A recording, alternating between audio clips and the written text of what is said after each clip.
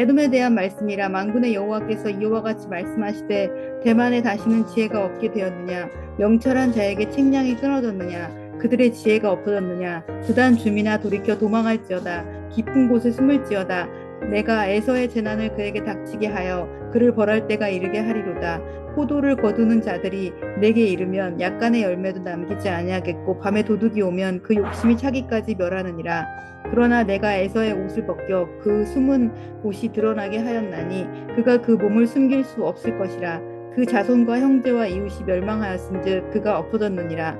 내 고아들은 버려도 내가 그들을 살리리라. 내 과부들은 나를 의지할 것이니라. 여호와께서 이와 같이 말씀하시니라. 보라, 술잔을 마시는 습관이 없는 자도 반드시 마시겠거든. 내가 형벌을 온전히 면하겠느냐. 면하지 못하리니 너는 반드시 마시리라. 여호와의 말씀이니라. 내가 나를 두고 맹세하노니 보스라가 노울렘과 치욕거리와 황폐와 저주거리가 될 것이요 그 모든 성읍이 영원히 황폐하리라 하시니라. 내가 여호와께로부터 오는 소식을 들었노라.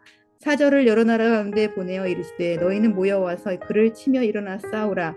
보라, 내가 너를 여러 나라 가운데에서 작아지게 하였고 사람들 가운데에서 멸시를 받게 하였느니라. 바위 틈에 살며 산꼭대기를 점령한 자여 스스로 두려운 자인 줄로 여김과 내 마음의 교만이 너를 속였도다. 내가 독수리같이 보금자리를 높은 데에 지었을지라도 내가 그리로부터 너를 끌어내리리라.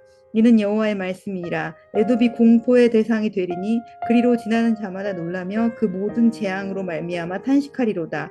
여호와께서 말씀하시니라. 소돔과 고모라와 그 이웃 성읍들이 멸망한 것 같이 거기에 사는 사람이 없으며 그 가운데에 머물러 살 사람이 아무도 없느니라.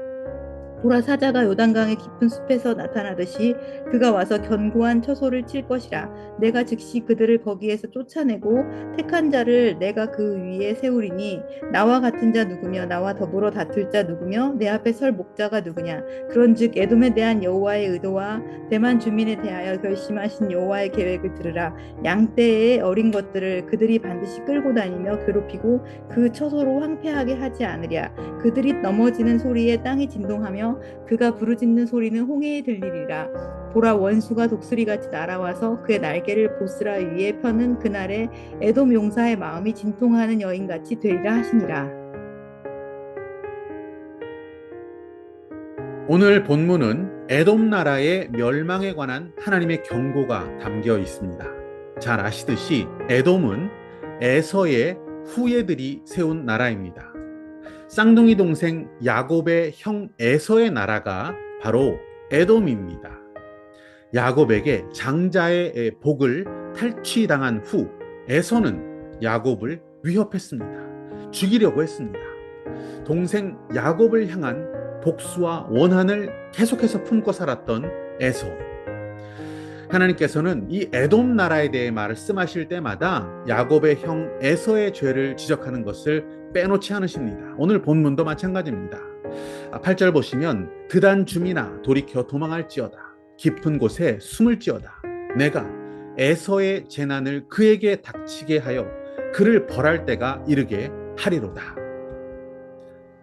에서의 후예들은 에돔 나라를 이룹니다. 그렇다면 그 동생 야곱의 후손들은 어떤 나라를 이루게 됩니까? 하나님은 야곱의 이름을 이스라엘로 바꾸어 주셨습니다. 여러분 아시다시피 이스라엘의 뜻은 하나님과 및 사람들과 겨루어 이겼다라는 뜻의 이름입니다. 야곱은 이스라엘 나라가 되게 하셨습니다.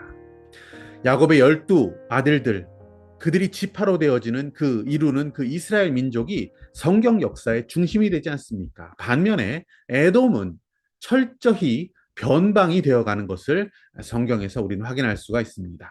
하나님의 복이 그 장자의 복을 가로챈 야곱에게, 이스라엘에게 부어지는 것을 에돔 사람들은 보아야만 했을 것입니다. 늘 억울하고 원망스러웠을 것입니다.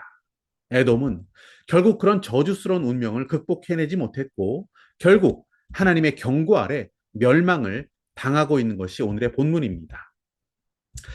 쌍둥이로 태어난 이 두 사람, 이 형제의 운명이 이렇게나 다를 수 있을까? 동생 야곱이 도대체 얼마나 선한 자였기에, 얼마나 큰 선행을 했기에, 얼마나 사랑받을 만한 행동을 했길래 하나님의 백성 이스라엘, 이스라엘을 이루게 하시고 여호와 하나님께서 너는 내 사랑하는 백성이다, 내 사랑하는 아들이다, 이렇게 칭함을 받는 자가 되었을까?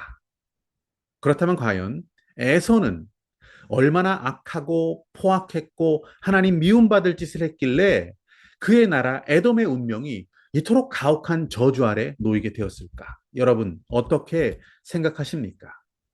이것은 성경 역사 가운데 잘 이해가 가지 않는 그런 부분 중에 하나라고 생각합니다.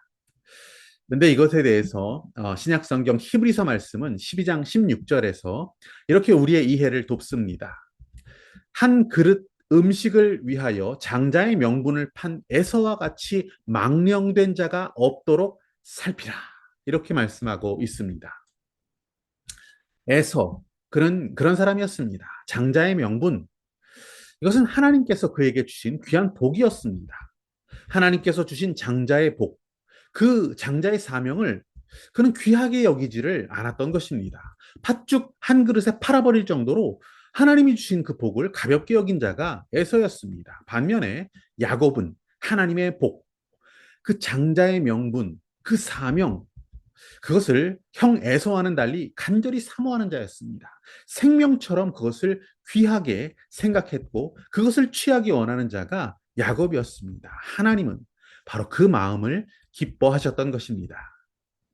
하나님이 주실 선물과 그 고귀한 약속을 멸시하고 업신 여기는 자, 하나님 이름을 망령되이 여기는 자를 하나님은 미워하십니다. 여러분 말라기 말씀을 보시면 여호와의 이름을 멸시하는 자들이 있었습니다. 그들은 제사장들이었습니다. 하나님은 그들을 아주 강력하게 책망하십니다. 하나님을 공경하는 마음도 없었던 자들, 두려워하지도 않았던 자들, 하나님 앞에 드리는 제물이 더럽고 가증한 것으로 드리는 그들을 하나님은 저주하셨습니다. 에서가 바로 그런 자였던 것입니다. 하나님이 주실 귀한 복, 하나님의 그 능력, 하나님의 이름을 전혀 귀하게 여기지 않은 자였습니다. 여러분, 저와 여러분은 하나님의 복을 간절히 사모하는 자가 되기를 원합니다. 하나님의 이름을 망령되이 여기지 않는 자가 되기를 원합니다. 하나님께서 우리 인생 가운데 베푸실 은혜, 복, 이것을 사모하며 그것을 취하고 그것을 받아 누릴 줄 아는 지혜로운 하나님 백성이 되시기를 축복합니다.